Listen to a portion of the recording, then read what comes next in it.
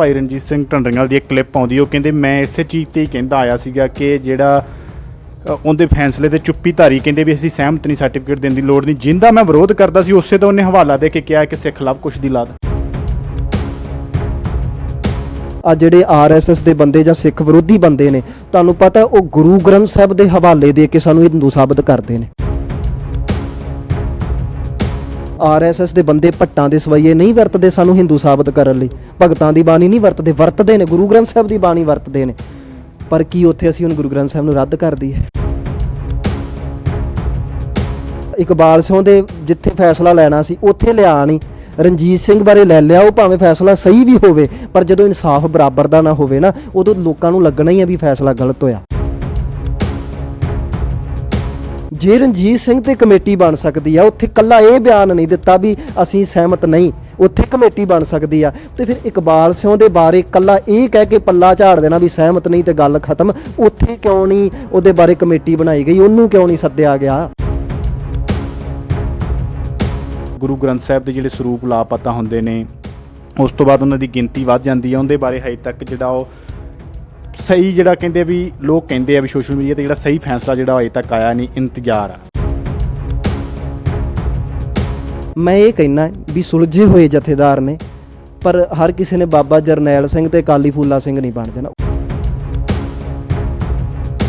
ਘੱਟੋ ਘੱਟ ਸਰੂਪਾਂ ਦੇ ਬਾਬਤ ਕੋਈ ਫੈਸਲਾ ਤਾਂ ਆਇਆ। ਸ਼੍ਰੋਮਣੀ ਕਮੇਟੀ ਦੇ ਕਈ ਜਿਹੜੇ ਅਹੁਦੇਦਾਰ ਨੇ ਉਹਨਾਂ ਤੇ ਐਕਸ਼ਨ ਤਾਂ ਹੋਇਆ। ਸਾਨੂੰ ਆਗੂ ਚੰਗਾ ਮਿਲ ਜਾਵੇ, ਕੌਮ ਤਾਂ ਅੱਜ ਵੀ ਆਪਣਾ ਸਰੀਰ ਵਾਰ ਨੂੰ ਤਿਆਰ ਬੈਠੀ ਹੈ। ਤੁਸੀਂ ਦੇਖ ਲਓ ਕਿੰਨਾ ਜੋਸ਼ ਕੌਮ ਦੇ ਵਿੱਚ।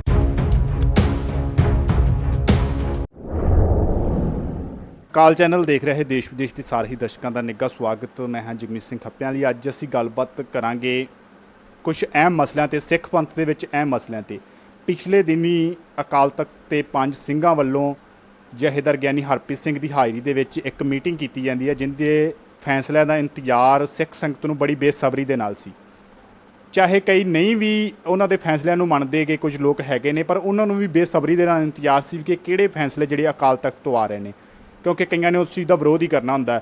ਉਸ ਤੋਂ ਬਾਅਦ ਜਿਹੜੇ ਫੈਸਲੇ ਆਉਂਦੇ ਨੇ ਉਹਦੇ ਵਿੱਚ 3 ਅਹਿਮ ਫੈਸਲੇ ਹੁੰਦੇ ਨੇ। ਇੱਕ ਫੈਸਲਾ ਆਉਂਦਾ ਹੈ ਭਾਈ ਰਣਜੀਤ ਸਿੰਘ ਢੰਡਰੀਵਾਲ ਵਾਲੇ ਜਿਹੜੇ ਪ੍ਰਚਾਰਕ ਹੈਗੇ ਨੇ, ਪਿਛਲੇ ਦਿਨੀ ਵਿਵਾਦਾਂ ਦੇ ਵਿੱਚ ਵੀ ਚੱਲ ਰਹੇ ਨੇ, ਉਹਨਾਂ ਦੇ ਸੰਬੰਧੀ ਇੱਕ ਫੈਸਲਾ ਆਉਂਦਾ ਹੈ। ਦੂਸਰਾ ਫੈਸਲਾ ਆਉਂਦਾ ਹੈ ਗੁਰੂ ਗ੍ਰੰਥ ਸਾਹਿਬ ਦੇ ਜਿਹੜੇ ਸਰੂਪ ਸੀਗੇ ਉਹ ਲਾਪਤਾ ਹੋ ਜਾਂਦੇ ਨੇ, ਜਿਨ੍ਹਾਂ ਦੀ 100 ਤੋਂ ਪਲੱਸ ਜਿਹੜੀ ਗਿਣਤੀ ਆ, ਜਦੋਂ ਜਥੇਦਾਰ ਫੈਸਲਾ ਕਰਦੇ ਉਹਦੇ ਵਿੱਚ ਗਿਣਤੀ ਵੀ ਜਿਹੜੀ ਉਹ ਵੱਧ ਜਾਂਦੀ ਆ। ਇੱਕ ਗਿਆਨੀ ਇਕਬਾਲ ਸਿੰਘ ਪਟਨਾ ਸਾਹਿਬ ਦੇ ਜਿਹੜੇ ਜਥੇਦਾਰ ਰਹਿ ਚੁੱਕੇ ਨੇ, ਉਹਨਾਂ ਵੱਲੋਂ ਰਾਮਾ ਮੰਦਰ 'ਤੇ ਜਿਹੜਾ ਹਾਜ਼ਰੀ ਭਰੀ ਸੀ, ਉੱਥੇ ਕਿਹਾ ਸੀ ਕਿ ਸਿੱਖ ਲਵ ਕੁਸ਼ ਦੀ ਲਾਦ ਆ। ਇੱਕ ਉਹਦੇ ਸੰਬੰਧੀ ਜਿਹੜਾ ਫੈਸਲਾ ਆਉਂਦਾ। 3 ਅਹਿਮ ਫੈਸਲੇ ਸੀ ਜਿਹੜਾ ਬੇਸਬਰੀ ਦੇ ਨਾਲ ਇੰਤਜ਼ਾਰ ਸੀਗਾ।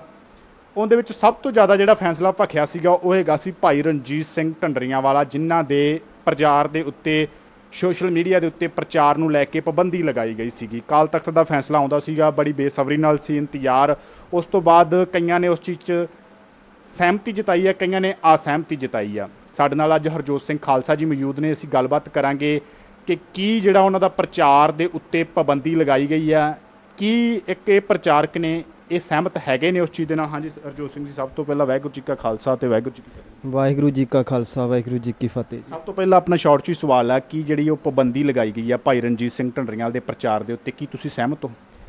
ਦੇਖੋ ਜੀ, ਪਹਿਲਾਂ ਤਾਂ ਮੈਂ ਇਹ ਕਹਿ ਦੇਵਾਂ, ਪਾਬੰਦੀ ਮਤਲਬ ਇਨ ਦੀ ਸੈਂਸ ਇਸ ਤਰ੍ਹਾਂ ਲਗਾਈ ਗਈ ਆ ਵੀ ਜਿਵੇਂ ਮੈਂ ਜਿਹੜਾ ਸਹੀ ਆਪਾਂ ਜਿੱਦਾਂ ਦੱਸੀਏ ਵੀ ਜੋ ਫੈਸਲਾ ਹੋਇਆ, ਜਥੇਦਾਰ ਸਾਹਿਬ ਨੇ ਇਹ ਕਿਹਾ ਵੀ ਪਹਿਲੀ ਤਾਂ ਗੱਲ ਵੀ ਕੋਈ ਵੀ ਪ੍ਰਬੰਧਕ, ਗੁਰਦੁਆਰਿਆਂ ਦੇ ਪ੍ਰਬੰਧਕ, ਜੇ ਉਹ ਆਪਣੇ ਜਿਹੜੇ ਵੀ ਸਟੇਜਾਂ ਹੈਗੀਆਂ ਨੇ ਆਪਦੇ ਪ੍ਰਬੰਧ ਦੇ ਵਿੱਚ ਉਹਨਾਂ ਦੇ ਸਮਾਗਮ ਨਾ ਕਰਾਉਣ। ਦੂਸਰੀ ਗੱਲ, ਉਹਨਾਂ ਦੇ ਵੀਡੀਓਜ਼ ਸ਼ੇਅਰ ਕਰਨ 'ਤੇ ਰੋਕਿਆ ਗਿਆ ਵੀ ਜਿਹੜੇ ਵੀ ਅਕਾਲ ਤਖਤ ਸਾਹਿਬ ਨੂੰ ਸਮਰਪਿਤ ਨੇ ਉਹਨਾਂ ਦੀਆਂ ਵੀਡੀਓ ਸ਼ੇਅਰ ਨਾ ਕਰਨ, ਉਹਨਾਂ ਨੂੰ ਦੇਖਣ ਨਾ। ਤੋ ਇਹ ਜਿਹੜੀ ਉਹਨਾਂ ਨੇ ਫੈਸਲਾ ਲਿਆ ਹੈ, ਜੇ ਇਕੱਲੇ ਇਸ ਫੈਸਲੇ ਬਾਰੇ ਕਹਿੰਦੇ ਆਪਾਂ ਤਾਂ ਮੇਰੇ ਮੁਤਾਬਕ ਇਹ ਬਿਲਕੁਲ ਜਾਇਜ਼ ਆ। ਕਾਰਨ ਉਹਦਾ ਕੀ ਆ? ਦੇਖੋ ਜੀ, ਮੇਰੇ ਖਿਆਲ ਪਿੱਛੇ ਜੇ ਜਥੇਦਾਰ ਸਾਹਿਬ ਦੀ ਆਪਣੀ ਵੀ ਇੰਟਰਵਿਊ ਆਈ ਸੀ, ਉਹਨਾਂ ਨੇ ਖੁਦ ਵੀ ਇਹ ਗੱਲ ਦੱਸੀ ਆ। ਇਹ ਪਹਿਲੀ ਵਾਰ ਹੋਇਆ ਹੈ ਕਿ ਜਦੋਂ ਇਸ ਤਰ੍ਹਾਂ ਇੰਨੀ ਸਮਝੀ ਦੇ ਨਾਲ, ਇੰਨੀ ਸਮਝਦਾਰੀ ਦੇ ਨਾਲ ਕਿਸੇ ਫੈਸਲੇ 'ਤੇ ਇਸ ਤਰ੍ਹਾਂ ਦਾ ਜਿਹੜਾ ਮਤਲਬ ਕਿਸੇ ਮਸਲੇ 'ਤੇ ਇਸ ਤਰ੍ਹਾਂ ਦਾ ਫੈਸਲਾ ਲਿਆ ਗਿਆ। ਮੇਰੇ ਖਿਆਲ ਪੁਰਾਣਾ ਜਥੇਦਾਰ ਹੁੰਦਾ ਤੇ ਉਹਨੇ ਹੁਣ ਤੱਕ ਛੇਕ ਵੀ ਦੇਣਾ ਸੀ। ਪਰ ਤੁਸੀਂ ਦੇਖੋ ਵੀ ਕਿੰਨਾ ਸੂਝਵਾਨ ਵਾਲਾ, ਕਿੰਨਾ ਸਮਝਦਾਰੀ ਵਾਲਾ ਫੈਸਲਾ ਹੈ। ਤੇ ਭਾਈ ਰਣਜੀਤ ਸਿੰਘ ਜੀ ਨੂੰ ਜਾਂ ਉਹਨਾਂ ਦੇ ਸਪੋਰਟਰਸ ਨੂੰ ਇਹ ਸੋਚਣਾ ਚਾਹੀਦਾ ਵੀ ਤੁਸੀਂ ਥੋੜ੍ਹਾ ਜਿਹਾ ਇਨਸਾਫ ਦੇ ਤਲ ਤੇ ਸੋਚ ਕੇ ਦੇਖੋ ਜਾਂ ਸਮਝਦਾਰੀ ਨਾਲ ਸੋਚ ਕੇ ਦੇਖੋ। ਇਹ ਨਹੀਂ ਹੈਗਾ ਵੀ ਭਾਈ ਰਣਜੀਤ ਸਿੰਘ ਨੂੰ ਤਲਬ ਕੀਤਾ ਗਿਆ ਸੀ। ਜਥੇਦਾਰ ਸਾਹਿਬ ਨੇ ਖੁਦ ਦੱਸਿਆ ਵੀ ਜਿਹੜੀ ਲੈਟਰ ਭਾਈ ਰਣਜੀਤ ਸਿੰਘ ਨੂੰ ਲਿਖੀ ਗਈ ਉਹਦੇ ਵਿੱਚ ਤਾਂ ਉਹਨਾਂ ਨੂੰ ਇਹ ਲਿਖਿਆ ਗਿਆ ਸੀ ਵੀ ਤੁਹਾਡੇ ਨਾਲ ਵਿਚਾਰ ਕਰਨੀ ਆ, ਤੁਹਾਡੇ ਤੋਂ ਕੁਝ ਸਪਸ਼ਟੀਕਰਨ ਲੈਣੇ ਨੇ, ਕਿਉਂਕਿ ਆਪਾਂ ਸਾਰਿਆਂ ਨੂੰ ਪਤਾ ਵੀ ਭਾਈ ਰਣਜੀਤ ਸਿੰਘ ਦੇ ਬਾਰੇ ਕੁਝ ਕੰਪਲੇਂਟਸ ਹੁੰਦੀਆਂ ਨੇ ਤੇ ਜਿਹਦੇ ਵਿੱਚ ਜਿਹੜੇ ਜਥੇਦਾਰ ਸਾਹਿਬ ਨੇ ਉਹਨਾਂ ਨੇ ਇੱਕ ਕਮੇਟੀ ਬਣਾਈ ਔਰ ਜਥੇਦਾਰ ਸਾਹਿਬ ਦੱਸ ਰਹੇ ਸੀ ਵੀ ਉਸ ਕਮੇਟੀ ਨੇ ਇਹ ਨਹੀਂ ਵੀ ਹੁਣ 33-34 ਦੇ ਕਰੀਬ ਕੰਪਲੇਂਟਸ ਹੋਈਆਂ, ਉਹਨਾਂ ਨੇ ਸਾਰੀਆਂ ਨਹੀਂ ਮੰਨੀਆਂ। ਉਹਨਾਂ ਨੇ ਕਿਹਾ ਵੀ ਅਸੀਂ ਆ 11 ਕੰਪਲੇਂਟਸ ਨਾਲ ਸਹਿਮਤ ਹਾਂ ਜਿਨ੍ਹਾਂ ਵਿਸ਼ਿਆਂ ਤੇ ਸਾਨੂੰ ਲੱਗਦਾ ਵੀ ਰਣਜੀਤ ਸਿੰਘ ਜੀ ਸਿੱਖੀ ਸਿਧਾਂਤਾਂ ਦੇ ਨਾਲ ਮੇਲ ਨਹੀਂ ਖਾਂਦੇ। ਉਹਨਾਂ ਨੇ ਉਹ 11 ਐਕਸੈਪਟ ਕੀਤੀਆਂ, ਪਰ ਉਹਨਾਂ ਨੇ ਇਹ ਨਹੀਂ ਕਿਹਾ ਵੀ ਅਸੀਂ ਫੈਸਲਾ ਸੁਣਾ ਦਿੰਦੇ ਹਾਂ। ਉਹਨਾਂ ਨੇ ਕਿਹਾ ਵੀ ਨਹੀਂ, ਇਹ ਸਾਨੂੰ ਲੱਗਦਾ ਹੈ ਵੀ ਅਸੀਂ ਉਹਨਾਂ ਨਾਲ ਸਹਿਮਤ ਨਹੀਂ, ਪਹਿਲਾਂ ਭਾਈ ਰਣਜੀਤ ਸਿੰਘ ਦੇ ਨਾਲ ਵਿਚਾਰ ਕਰਦੇ ਹਾਂ। ਭਾਈ ਸਾਡੇ ਪੱਖ ਤੋਂ ਸਾਨੂੰ ਲੱਗਦਾ ਵੀ ਤੁਸੀਂ ਸਿਧਾਂਤਾਂ ਤੋਂ ਉਲਟ, ਤੁਸੀਂ ਆਪਦਾ ਪੱਖ ਦੱਸ ਦਿਓ ਵੀ ਤੁਸੀਂ ਆਪਦਾ ਪੱਖ ਕੀ ਕਹਿਣਾ ਚਾਹੁੰਦੇ ਹੋ, ਵੀ ਤੁਸੀਂ ਕਿਹੜੇ ਪੱਖ ਤੋਂ ਗੱਲਾਂ ਕਹੀਆਂ। ਹੁਣ ਉਹਨਾਂ ਨਾਲ ਵਿਚਾਰ ਹੀ ਕਰਨੀ ਸੀ, ਉਹਨਾਂ ਨੂੰ ਤਲਬ ਨਹੀਂ ਕੀਤਾ ਗਿਆ। ਪਟਿਆਲਾ ਦੂਖ ਨਿਵਾਰਨ ਸਾਹਿਬ ਸੱਦਾ ਦਿੱਤਾ ਗਿਆ, ਚਲੋ ਪਹਿਲੀ ਵਾਰ ਨਹੀਂ ਆਇਆ, ਆਪਾਂ ਇਹ ਸਾਰਿਆਂ ਨੂੰ ਪਤਾ, ਪਹਿਲੀ ਵਾਰ ਨਹੀਂ ਆਏ, ਦੂਜੀ ਵਾਰ ਨਹੀਂ ਆਏ, ਤੀਜੀ ਵਾਰ ਤਾਂ ਇੱਥੋਂ ਤੱਕ ਕਹਿ ਦਿੱਤਾ ਗਿਆ ਕਿ ਬਈ ਥਾਂ ਤੁਹਾਡੀ ਆ। ਰਣਜੀਤ ਸਿੰਘ ਨੂੰ ਕਹਿ ਦਿੱਤਾ ਵੀ ਥਾਂ ਤੁਹਾਡੀ, ਸਮਾਂ ਤੁਹਾਡਾ, ਤੁਸੀਂ ਦੱਸ ਦਿਓ ਅਸੀਂ ਕਿੱਥੇ ਆਈਏ, ਅਸੀਂ ਇਹ 5 ਮੈਂਬਰ ਕਮੇਟੀ ਅਸੀਂ ਉੱਥੇ ਆ ਕੇ ਵੀ ਵਿਚਾਰ ਕਰਨ ਨੂੰ ਤਿਆਰ ਆ।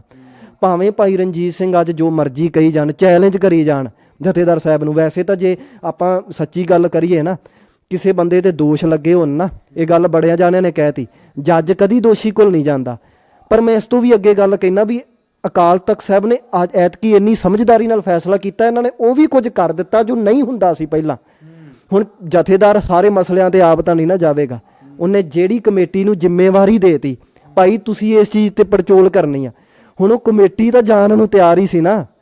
ਕਮੇਟੀ ਨੇ ਜਦੋਂ ਇਹ ਕਹਿ ਹੀ ਦਿੱਤਾ ਵੀ ਭਾਈ ਥਾਂ ਤੇਰੀ, ਸਮਾਂ ਤੇਰਾ, ਹੁਣ ਤਾਂ ਉਹ ਜਾ ਹੀ ਰਹੇ, ਮਤਲਬ ਇੱਕ ਜੱਜ ਮੁਜਰਮ ਕੋਲ ਜਾ ਹੀ ਰਿਹਾ ਹੈ। ਉੱਥੇ ਜਾ ਕੇ ਕਹਿੰਦੇ ਤੁਸੀਂ ਆਪਦਾ ਸਪਸ਼ਟੀਕਰਨ ਦੇ ਦਿਓ। ਜੇ ਉਦੋਂ ਉਸ ਪ੍ਰਚਾਰਕ ਨੇ ਕੋਈ ਉੱਥੇ ਸਪਸ਼ਟੀਕਰਨ ਨਹੀਂ ਦਿੱਤਾ, ਇੱਥੋਂ ਸਾਨੂੰ ਇੰਨੀ ਗੱਲ ਸਮਝ ਲੈਣੀ ਚਾਹੀਦੀ ਆ, ਕਿਤੇ ਨਾ ਕਿਤੇ ਉਹਨਾਂ ਦੇ ਮਨ 'ਚ ਇਹ ਗੱਲ ਹੈ ਕਿ ਕੋਈ ਐਸੇ ਸਵਾਲ ਨੇ ਜਿਹਦਾ ਜਵਾਬ ਨਹੀਂ ਦੇ ਸਕਦੇ ਰਣਜੀਤ ਸਿੰਘ, ਤਾਂ ਹੀ ਨਹੀਂ ਕੀਤੀ। ਨਹੀਂ ਤੇ ਕਰਦੇ। ਅੱਜ ਦੇਖੋ ਆਪਦੀ ਸਟੇਜ ਤੇ ਜੋ ਮਰਜ਼ੀ, ਹੁਣ ਦੇਖੋ ਕਈ ਜਣ ਮੈਂ ਚੈਲੰਜ ਕਰਦਾ, ਪਰ ਜਦੋਂ ਅਗਲੇ ਪਹੁੰਚ ਜਾਣ ਉਦੋਂ ਅਸੀਂ ਕਹੀਏ ਮੈਂ ਕਰਨੀ ਨਹੀਂ ਵਿਚਾਰੀ, ਕਿੱਥੋਂ ਦੀ ਜਾਇਜ਼ ਗੱਲ ਹੋਈ। ਤੋ ਇਸ ਚੀਜ਼ ਤੋਂ ਬਾਅਦ ਜਿਹੜਾ ਫੈਸਲਾ ਲਿਆ ਗਿਆ ਹੈ, ਤੇ ਮੈਂ ਇਹ ਵੀ ਸਮਝਦਾ ਵੀ ਇਹ ਵਿਵਾਦ ਉਠਾਉਣ ਵਾਲਾ ਨਹੀਂ, ਵਿਵਾਦ ਨੂੰ ਸੁਲਝਾਉਣ ਵਾਲਾ ਫੈਸਲਾ ਹੈ। ਉਹ ਕਿਵੇਂ, ਥੋੜ੍ਹਾ ਜਿਹਾ ਆਪਾਂ ਸਮਝਦਾਰੀ ਨਾਲ ਤੁਸੀਂ ਸੋਚੋ ਵੀ ਦੇਖੋ, ਜਾਂ ਤਾਂ ਹੁੰਦਾ ਉਹਨਾਂ ਨੂੰ ਛੇਕ ਦਿੰਦੇ, ਇਹਦੇ ਨਾਲ ਪੰਥ ਨੇ ਦੋ ਫਾੜ ਹੋ ਜਾਣਾ ਸੀ।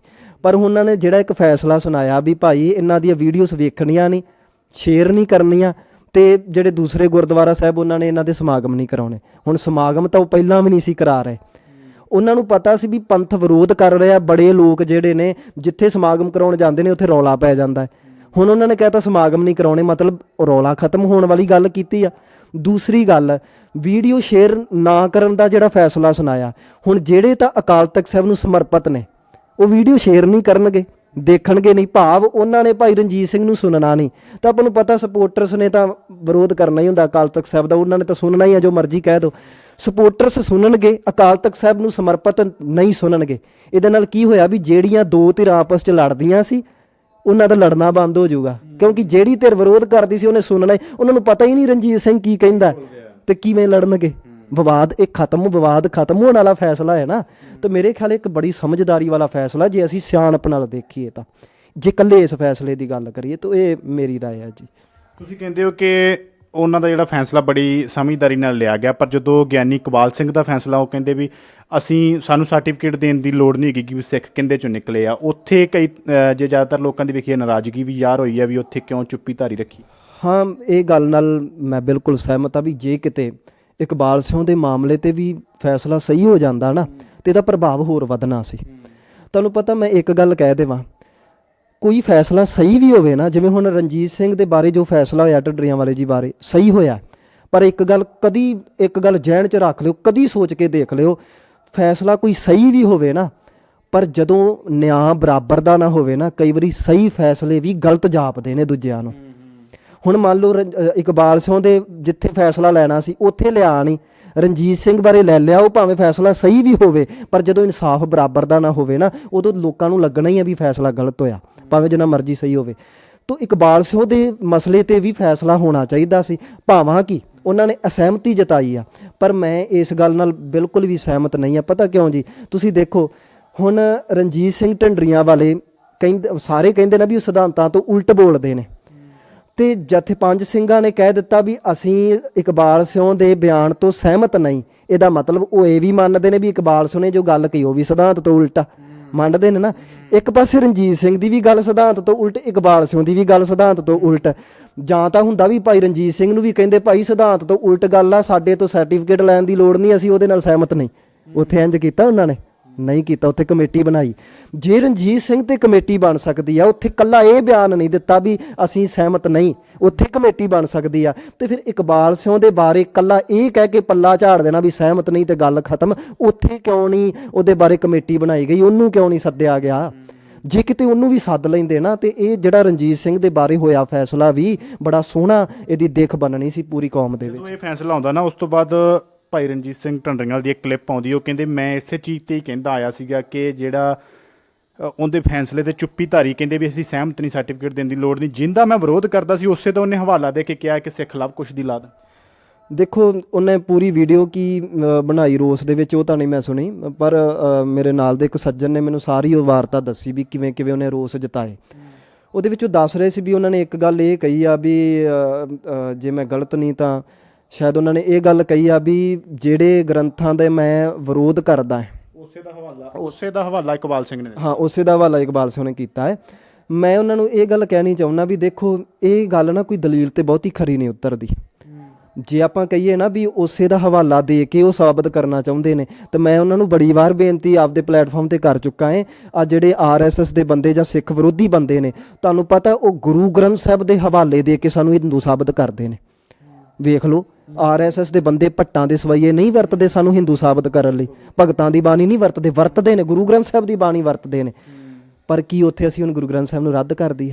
ਨਹੀਂ ਕਰ ਸਕਦੇ। ਆਪਾਂ ਇੱਥੋਂ ਕੀ ਸਮਝਣਾ? ਇੱਥੋਂ ਇਹ ਸਮਝਣਾ ਵੀ ਇਹੋ ਜਿਹੇ ਲੋਕ ਕੀ ਕਰਦੇ ਨੇ ਵੀ ਸਾਡੇ ਗੁਰੂ ਦੇ ਬਚਨਾਂ ਨੂੰ ਗਲਤ ਅਰਥ ਕਰਦੇ ਨੇ। ਜੇ RSS ਗੁਰੂ ਗ੍ਰੰਥ ਸਾਹਿਬ ਦੇ ਅਰਥ ਗਲਤ ਕਰ ਸਕਦੀ ਆ, ਤੇ ਇਕਬਾਲ ਸਿਉਂ ਜਿਹੜਾ ਬੰਦਾ ਉਹਨਾਂ ਦੇ ਪ੍ਰੋਗਰਾਮ ਤੇ ਜਾਂਦਾ ਹੈ, ਜਿਹੜਾ ਉਹਨਾਂ ਨਾਲ ਮਿਲਵਰਤਨ ਰੱਖਦਾ ਹੈ, ਕਿ ਉਹ ਬੰਦਾ ਗੁਰੂ ਗੋਬਿੰਦ ਸਿੰਘ ਜੀ ਦੀ ਬਾਣੀ ਦੇ ਗਲਤ ਅਰਥ ਨਹੀਂ ਕਰ ਸਕਦਾ? ਤੇ ਜੇ ਕੋਈ ਬੰਦਾ ਗਲਤ ਅਰਥ ਕਰ ਰਿਹਾ, ਉਹ ਬੰਦਾ ਦੋਸ਼ੀ ਆ ਕਿ ਉਹ ਗ੍ਰੰਥ ਦੋਸ਼ੀ ਆ? ਬੰਦਾ ਦੋਸ਼ੀ ਆ। ਤੋ ਇਸ ਕਰਕੇ ਇਹ ਸਿਆਣਪ ਨਾਲ ਕਹਿਣਾ ਚਾਹੀਦਾ। ਤੇ ਦੂਸਰੀ ਗੱਲ ਜਿਹੜੀ ਉਹ ਸੱਜਣ ਨੇ ਹੋਰ ਦੱਸੀ ਮੈਨੂੰ, ਸ਼ਾਇਦ ਇਹ ਗੱਲ ਕਹੀ ਗਈ ਆ ਵੀ ਮੇਰੇ ਦੀਵਾਨ ਇਸ ਕਰਕੇ ਰੋਕੇ ਗਏ ਨੇ ਕਿਉਂਕਿ ਮੇਰੇ ਦੀਵਾਨਾਂ 'ਚ ਉਹ ਸੱਚ ਆ ਜਿਹੜਾ ਸੱਚ ਸਾਹਮਣੇ ਨਹੀਂ ਲਿਆਉਣਾ ਚਾਹੁੰਦੇ। ਮੈਂ ਇਸ ਦਲੀਲ ਨਾਲ ਵੀ ਸਹਿਮਤ ਨਹੀਂ ਆ।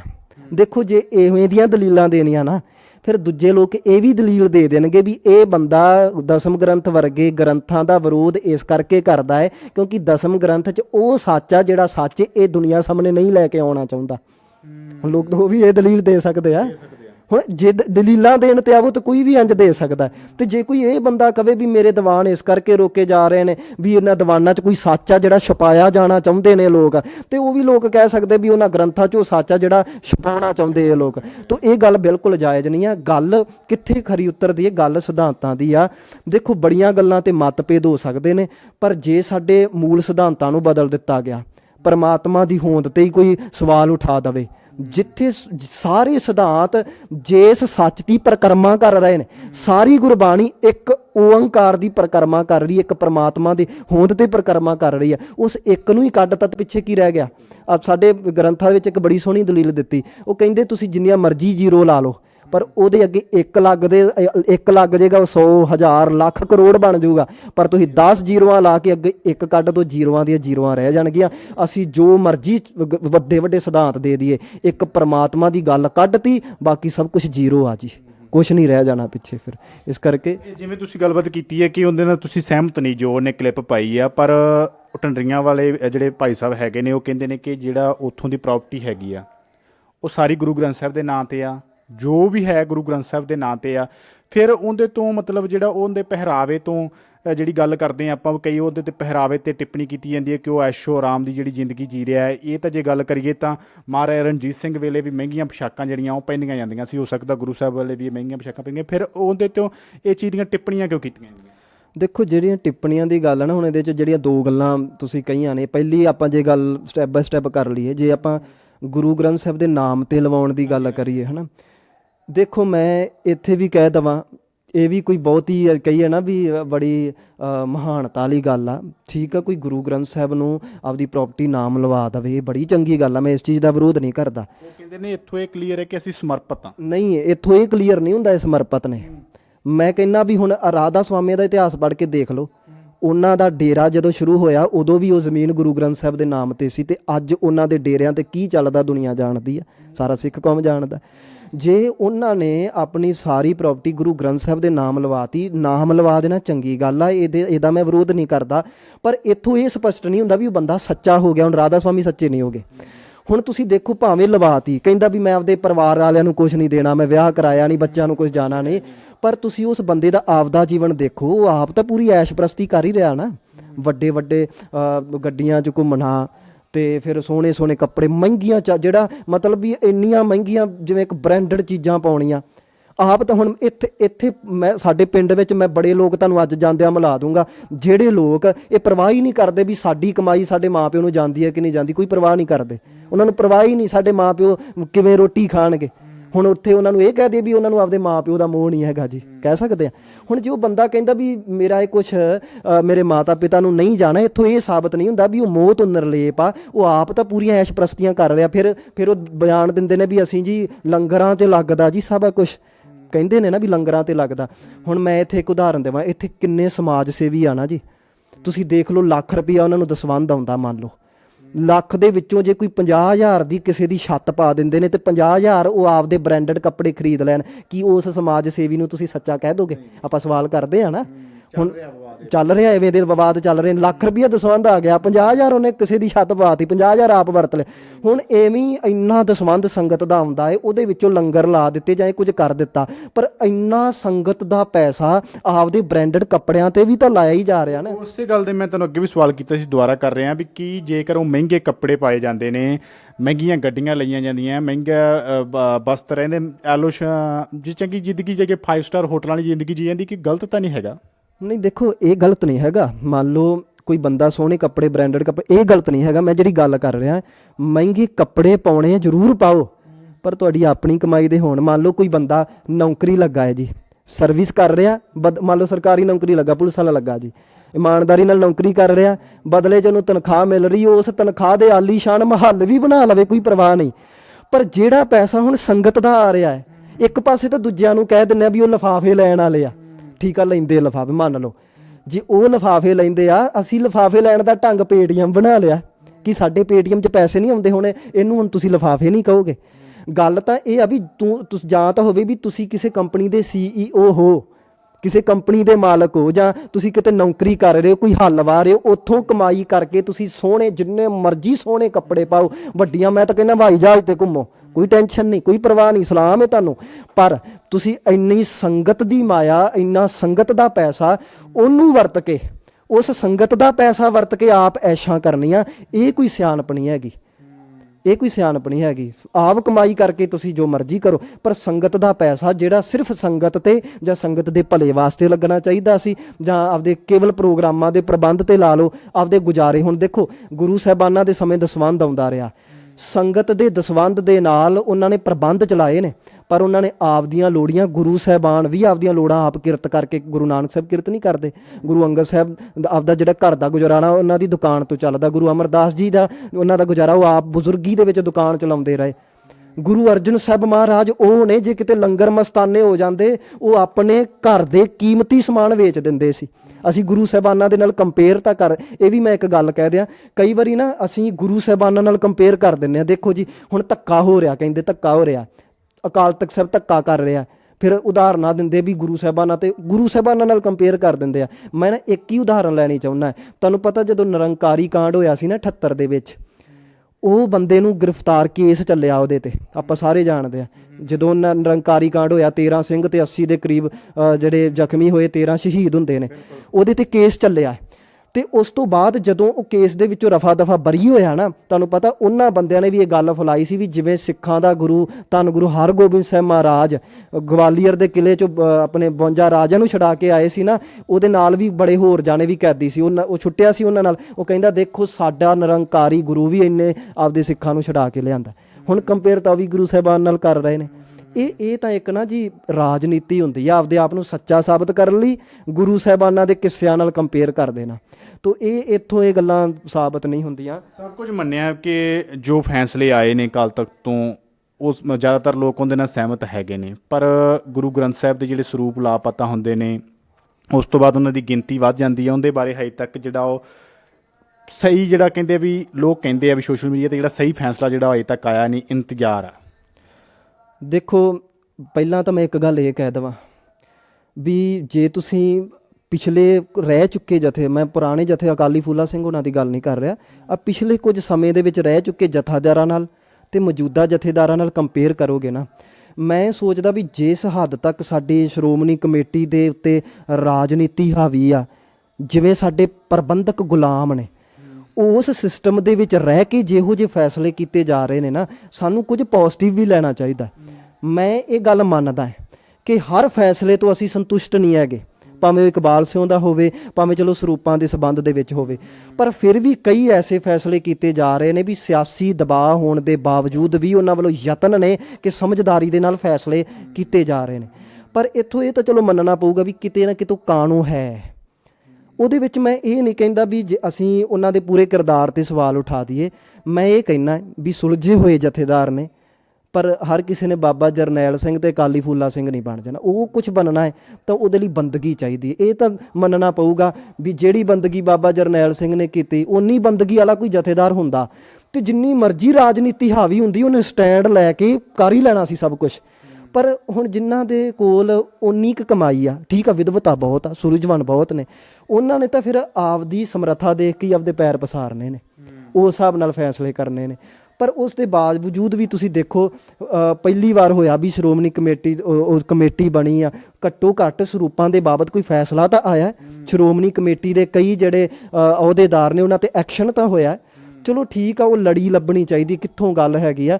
ਇਹ ਤਾਂ ਮੈਂ ਜੇ ਕਹੀਏ ਨਾ ਹੱਲ ਹੈਗਾ, ਇਹ ਕਹਿ ਦਈਏ ਵੀ ਹੱਲ ਮੌਜੂਦਾ ਜਥੇਦਾਰ ਜਾਂ ਇਹੋ ਜਿਹੇ ਸਿਸਟਮ 'ਚ ਕੋਈ ਜਥੇਦਾਰ ਕਰ ਦੂਗਾ, ਇਸ ਤਰ੍ਹਾਂ ਨਹੀਂ। ਜਾਂ ਤਾਂ ਹੋਵੇ ਵੀ ਕੋਈ ਅਕਾਲੀ ਫੂਲਾ ਸਿੰਘ ਹੈ, ਬੰਦਗੀ ਵਾਲਾ ਉੱਚੀ ਕਿਰਦਾਰ ਵਾਲਾ ਆ ਜਾਏ, ਉਹ ਤਾਂ ਕਰ ਸਕਦਾ। ਪਰ ਜੇ ਕਹਿ ਲਈਏ ਵੀ ਇਕੱਲਾ ਵਿਦਵਾਨ ਜਥੇਦਾਰ ਤੇ ਉਨੀ ਕੁ ਕਮਾਈ ਵਾਲਾ ਜਥੇਦਾਰ ਇਸ ਸਿਸਟਮ 'ਚ ਕਰ ਦੂਗਾ, ਇਹ ਹੱਲ ਨਹੀਂ ਹੈਗਾ। ਹੱਲ ਸਾਡਾ ਇੱਕੋ ਹੀ ਆ ਜੀ, ਸਾਡੀਆਂ ਕਮੇਟੀਆਂ ਆਜ਼ਾਦ ਹੋਣ। ਸਾਡੀ ਬਿਲਕੁਲ ਤੁਸੀਂ ਸਹੀ ਗੱਲ ਕਹੀ ਹੈ, ਪਰ ਕੁਝ ਲੋਕਾਂ ਵੱਲੋਂ ਇਹ ਵੀ ਟਿੱਪਣੀਆਂ ਕੀਤੀਆਂ ਜਾਂਦੀਆਂ ਕਿ ਸਾਨੂੰ ਬੜੀ ਦੇਰ ਬਾਅਦ ਜਿਹੜਾ ਅਕਾਲੀ ਫੂਲਾ ਸਿੰਘ ਵਰਗਾ ਜਥੇਦਾਰ ਉਹ ਦੁਬਾਰਾ ਮਿਲ ਚੁੱਕਿਆ। ਕੰਮ ਨਹੀਂ, ਮੈਂ ਇਸ ਨਾਲ ਸਹਿਮਤ ਨਹੀਂ ਹੈਗਾ ਜੀ।